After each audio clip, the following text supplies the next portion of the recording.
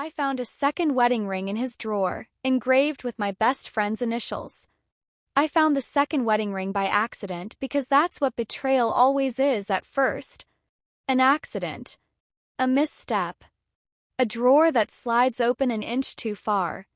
A heartbeat that runs too fast over something it knows is wrong but still pretends it can't see. It was a small velvet pouch wedged beneath Andrew's neatly folded socks, the kind that jewelers use when they don't want the box to give away the surprise. My fingers already knew it was trouble. I told myself it was nothing, a misplaced gift for me that he hadn't had the chance to present. But something in me, an old ancestral intuition, went very still.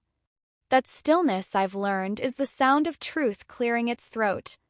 I sat on the edge of the bed with my hands shaking, watching the dust spin in the blue morning light, rehearsing how he might laugh when I told him what I'd found, how he would reveal it with a flourish, how I'd cry and smother him in apologies for snooping.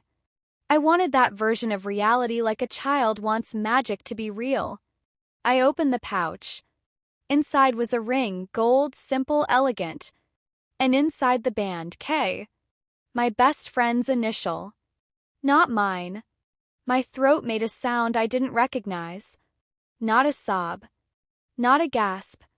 Something closer to the fragile hinge of a door that knows it's about to break.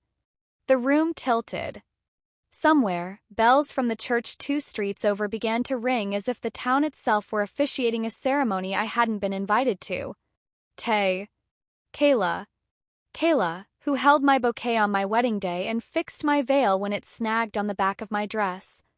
Kayla, who sent me ridiculous memes at 2 a.m., who sat with me on the kitchen floor when my father passed, pressing a glass of water into my shaking hands. Kayla, who said not even a month ago that Andrew and I were her favorite couple because we never stopped trying. I slipped the ring onto my pinky because it wouldn't fit anywhere else. I pressed the engraving to my skin as if the letter might burn itself into me and explain everything. I walked to the window. The hydrangeas in our tiny garden leaned on each other in the cool breeze, blue like the morning, blue like resignation. I said her name out loud once, the way you say the name of a city you hope you never have to visit again. Then the front door opened. "Babe." Andrew's voice drifted up the stairs. "You home?" For a second, I considered hiding the ring back in its little velvet grave. I almost gave him the gift of pretending I didn't know. But I remembered something my mother told me when I was 10 years old and our neighbor lied about breaking our fence. Silence helps the liar more than the truth helps the brave. "In here," I called, my voice steady and strange, like it came from a version of me that had already survived this. He appeared in the doorway, smiling, tie loosened, a paper bag with coffee and pastries in his hand. His smile faded when he saw my face, then sank farther when he saw what I was holding. He didn't speak for a heartbeat, and then another. Another. "What's that?" he asked, and his voice did the thing voices do when they reach for an innocent register and miss by an inch. "You tell me," I said. "It has an engraving." I slid the ring toward him across the quilt. He didn't touch it. "It's not what you think," he said, so cliché I almost laughed. "Then tell me what I think," I said. "Say it. Say what I think and then say what you think, and let's see who sounds like they're telling a story and who sounds like they're telling the truth." He stared at the ring like it might stand up and explain itself. He ran a hand over his mouth. "I was going to tell you," he said, his voice softer now, genuine but not in the way that cleans anything. Kayla, this is complicated." "You bought a ring engraved with my best friend's initial," I said. "I'm not sure how many complications we need to stack up before it becomes simple." "It isn't what it looks like," he tried again, but then he stopped, swallowed, and tried a different door. "She's been going through a lot. You know about her mom's health, her job. She asked me for help, for advice." "It wasn't advice that comes in a velvet pouch," I said. "Is that a new kind of therapy?" "It was supposed to be a joke," he said quickly. "A stupid thing. We were talking about how she always ends up with men who won't commit, and I said maybe she needed a reminder that she deserved something real." "The letter is," he stopped. "I shouldn't have bought it." It was dumb. I was going to return it. Engraved, I said, and the word felt like a stone in my mouth. You engraved it. Return what, Andrew? The evidence? His jaw tightened. Don't do this, he said. Don't turn one mistake into a movie in your head where I'm the villain and you're the saint. You know life is messier than that. I looked at him, really looked, and in the silence the house seemed to lean in to listen. I thought about the late-night texts I'd chosen not to notice, the way she had started saying his name with a softness that had nothing to do with friendship, the way he'd stopped meeting my eyes when I asked the simplest questions. The way betrayal always hides in plain sight, like a second ring sitting in the drawer next to your socks. Did you sleep with her? I asked. He laughed, but there was no humor in it, only a brittle sound that broke as it left his throat. God, no, he said. No. I would never. Terrible thing about love is that it teaches you how to read the person you love with fluency, and then when you most need that skill, you find out it works in ways you don't want. His face told the story. His face said, I cross lines even if they weren't that line. His face said, I fell in love with being seen in a way I stopped letting you see me. His face said, I wanted something new enough to buy a ring and choose a letter. Why her? I asked quietly. Why her? He sat down on the edge of the bed across from me. For a second, I saw the man I married, tired and human, flawed and frightened. Because she listened, he said. Because she was there. Because when you're drowning, you grab the hand that reaches. I flinched like he'd struck me. I've been standing on the shore with a rope for a year, I said. You didn't want a rope? You wanted to be rescued and applauded for it. Closed his eyes. I'm sorry. The word hung between us, too light for the weight it was supposed to carry. I didn't ask him to leave. Not that day. I didn't scream. I didn't break anything. I didn't text Kayla. I made tea the way people do when the world shifts and they cling to the ritual that pretends it hasn't. We moved through the house carefully, as if it were made of glass and we were made of knives. That night we slept in the same bed, our backs to each other, two continents separated by an ocean made of everything we didn't say. The next morning I dressed in silence, slipped the ring back into its pouch, and put it on the kitchen table. You have until tonight to decide if there's anything left to save, I said. And I have until tonight to decide if I believe you. At lunch, I texted Kayla. Can you meet at the cafe on 7th at 6? She replied immediately. Asterisk, of course. Everything okay, asterisk. I walked there alone after work, my heart beating like a fist against a locked door. Cafe smelled like oranges and rain. Kayla was already there, tucked into the corner table, hair shiny as always, eyes warm with the same light that had guided me through so many storms. She stood to hug me. I couldn't do it. I sat. What's wrong? She asked, already concerned, already leaning in. I placed the velvet pouch on the table between us. She didn't touch it. Her face changed in the tiniest way, a flicker like a bird crossing the sun. Where did you get that? She asked. His drawer, I said. Under the socks. The engraving is yours. She didn't deny it. She looked at the pouch like it might grow teeth. I told him to return it, she whispered. I told him it was wrong. Why is there a ring at all? I asked. My voice broke on the last word like a string pulled too tight. Why did you let it get to the point where a ring existed? Her eyes filled with tears. Because I was lonely, she said. Because I've watched you two from the outside and I've wanted a fraction of what you have. 'Cause he made me feel like I was worth waiting for. Not his. Just worth something. And the letter? I asked. She swallowed. He asked what I'd want engraved someday, she said. That was the joke. The dumb, dangerous joke. I thought about friendship, the kind that we had sworn to protect with the same zeal as our marriages, our jobs, our money, our bodies. How easy it had been to let it loosen, thread by thread, until one day it was just a tangle that could be cut without anyone noticing they were holding a pair of scissors. I brought something, she said abruptly, reaching into her bag. She pulled out a small, white envelope and slid it across the table. Inside was a photo, Andrew asleep on our couch, a blanket slipped down to his waist, sunlight on his chest. It was intimate and yet not intimate, a domestic vulnerability, a softness that belonged to us. Her hand was in the corner of the frame, blurred. Proof, but not the kind that wins in court, only the kind that indicts your heart. I took it by mistake, she said. It was supposed to be of the cat. I don't know why I kept it.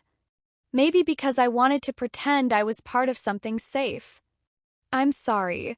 I slid the photo back into the envelope. Do you love him? I asked. She shook her head like she was trying to dislodge a bee. No, she said. I love you. I didn't know what to do with that sentence. I still don't, even now. Love is a word that expands until it smothers you if you let it. We sat for a long time.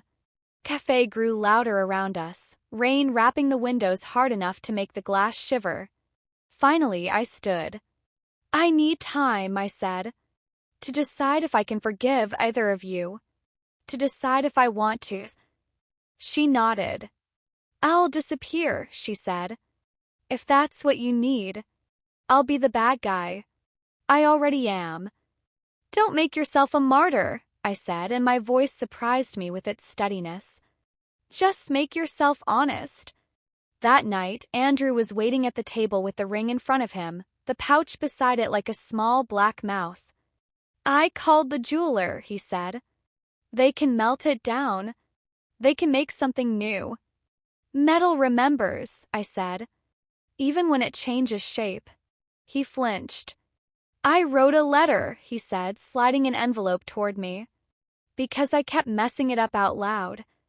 I took it upstairs. I read it sitting on the floor next to the bed. He wrote about feeling invisible in the middle of our shared life, about the shame of wanting to be wanted, about the way grief had turned me into a house with all the lights off and him into a man walking around outside, cupping his hands against the glass, trying to see in. He wrote about Kayla not as a lover but as a mirror he found when he was too afraid to look at me. He wrote about the ring as proof that he could make something, even if it was wrong, when he felt like he couldn't fix anything that was right. I cried until my throat hurt. Then I slept. In the morning, I woke to sun pouring across our room like forgiveness auditioning for the part. I lay there for a long time, listening to the hum of the world, and I decided to do something I never do. I called my mother and told her everything. She listened without interrupting, and when I finished, she was quiet for a while. Marriage isn't a courtroom, she said finally. It's a workshop. Sometimes you throw out the piece and start over. Sometimes you sand until your hands ache. But before you do either, you decide if the thing you are making mattered enough to try. Does it? I asked. For me. You already know, she said gently. You called me because you want permission not to run. I didn't run. Not that day. Not yet. I asked Andrew to meet me at the church 2 streets over, where the bells had rung the morning I found the ring. He arrived looking like a boy sent to the principal. We sat in the back pew where the wood is smooth from 100 years of apologies. Why here? He asked. Because promises were invented in rooms like this, I said. And because I want to hear what I say out loud. I told him I could not unknow the engraving, the pouch, the feel of metal pressed into my pinky like a brand. I told him that love without trust is a chair with only 3 legs. You can balance if you work very hard, but you'll never rest. I told him that if he wanted to do the work, I would too, but that I would not be the only one bleeding for it. He nodded, tears in his eyes he didn't wipe. Tell me how, he said. Tell me where to start. Burn the ring, I said.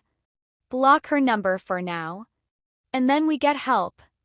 Not advice in kitchens, not late-night confessions that feel like wine. A therapist. A mediator. Someone to help us sand what we can and throw out what we can't. He agreed. We walked home together, a little apart, like people who used to know the steps to a dance and were trying to remember without music. Kayla texted me that night. Asterisk, I booked a trip to see my mom. I'm going to be offline for a while. I'm sorry again. I love you.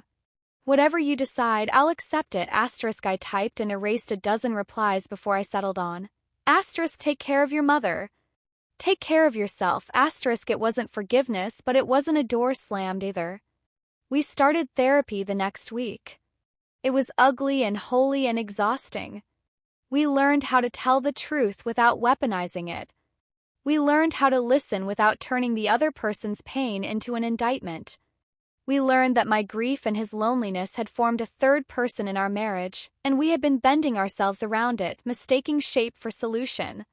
We grieved Kayla too, the friendship as we knew it, like a limb you cannot reattach even when you still feel its phantom. Months passed. Trust, I discovered, is grown the way moss grows on a stone, quietly, stubbornly, in places you don't look every day.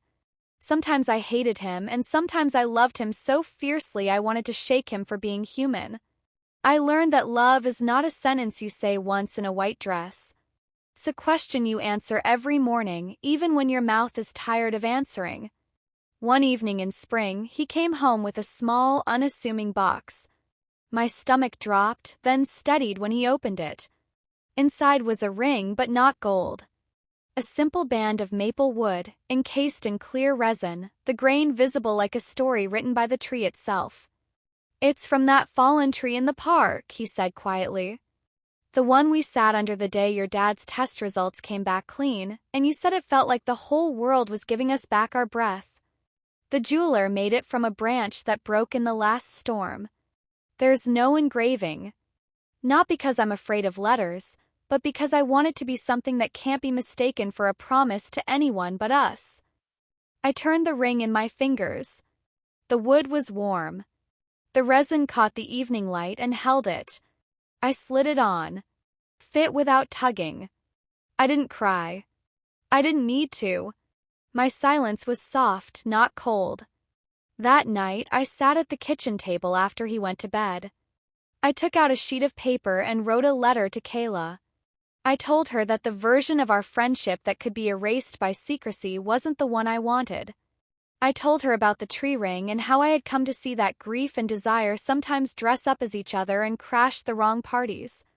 I told her I didn't forgive her yet, but that I was practicing not hating her. I told her that I wanted someday to send her a photo of something small and ordinary in my home and have her smile, not ache. I didn't send it. Not that letter. I folded it and placed it in the drawer where the velvet pouch used to be. I sat there for a while with the familiar hum of the refrigerator and the soft exhale of the house around me. I realized that staying is also a form of bravery. So is leaving. The ring I found had tried to turn my life into a courtroom, a verdict waiting to be read. The ring I chose turned it back into a workshop. If you've listened to me this far, you probably want an ending, the kind neatly tied and photogenic. Here is mine, as honest as I can make it. We are still sanding.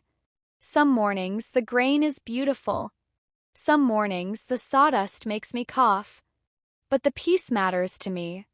And when I hold my hand to the light and see the thin line of wood catching it, I remember that people can change shape without pretending they were never made of the same material. If you've ever opened a drawer and found your heart engraved with someone else's letter, I'm hugging you with both arms. I'm telling you to breathe. I'm telling you that whatever you choose, staying, leaving, starting over with someone who has never seen your kitchen table at 2 a.m., you are not the accident. You are the artisan. And if this story stayed with you, if it made you feel less alone, please subscribe to the channel, leave a comment telling me your thoughts, and share this video with someone who needs it. Your voice helps this little workshop stay open.